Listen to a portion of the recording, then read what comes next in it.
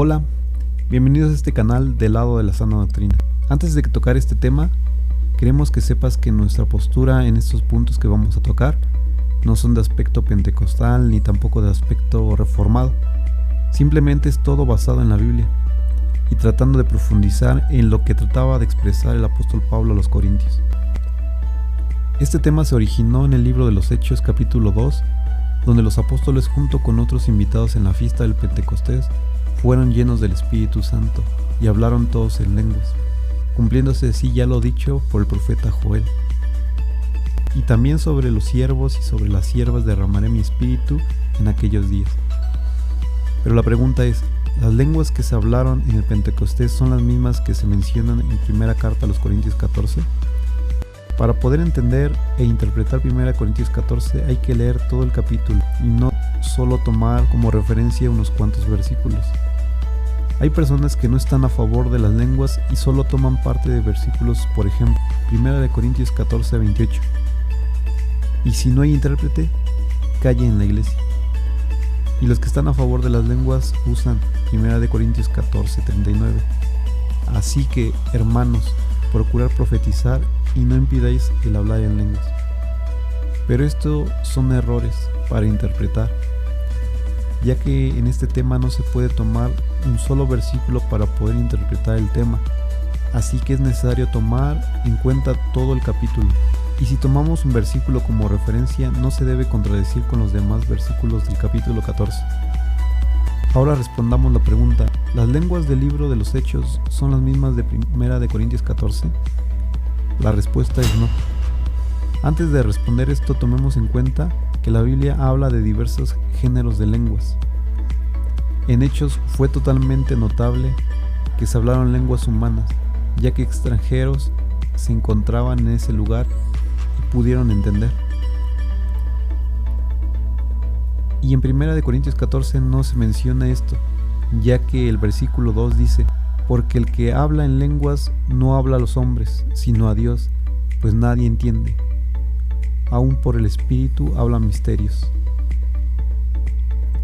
Recordemos que en la iglesia de Corinto se encontraba en una zona comercial, cerca de un puerto donde había muchos extranjeros, y en la iglesia, aparte de reunir corintios, también habían extranjeros, pero aún así ningún extranjero entendía lo que hablaban en lenguas, pues Pablo lo mencionó diciendo: el que habla en lenguas no habla a los hombres, sino a Dios. Ya aclarado este punto, podemos hacer la pregunta principal: ¿se puede hablar en lenguas en la congregación? La respuesta es sí, pero con decencia y orden. Recordemos que la iglesia de Corinto era demasiado desordenada y extremista, al grado que el apóstol Pablo tuvo que escribir esta carta para aclarar estos puntos. En Corinto había un problema con respecto al tema de las lenguas y los dones, ya que todos querían orar en lenguas en voz alta, predicar en la congregación en lenguas e incluso hablar entre ellos en lenguas, un desorden total. Por eso Pablo dijo: si pues toda la iglesia se reúne en un solo lugar y todos hablan en lenguas y entran indoctos e incrédulos, ¿no dirán, estáis locos?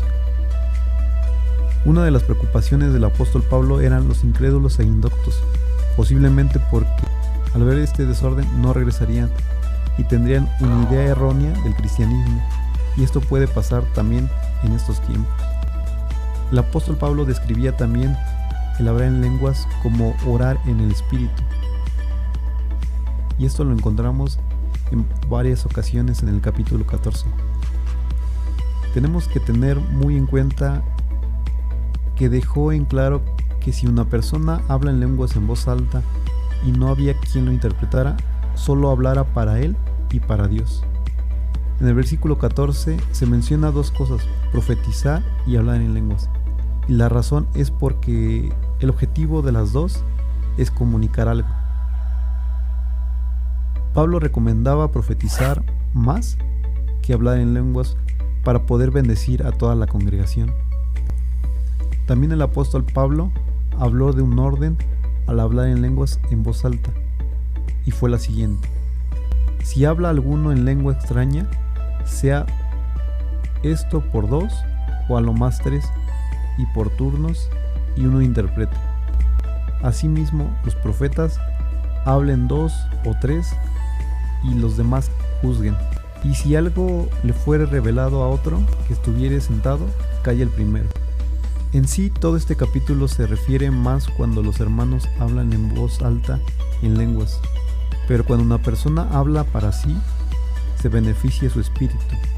Pero Pablo dio una recomendación que pidieran a Dios interpretación para que no solamente su espíritu fuera beneficiado, sino también su entendimiento del que hablan las lenguas.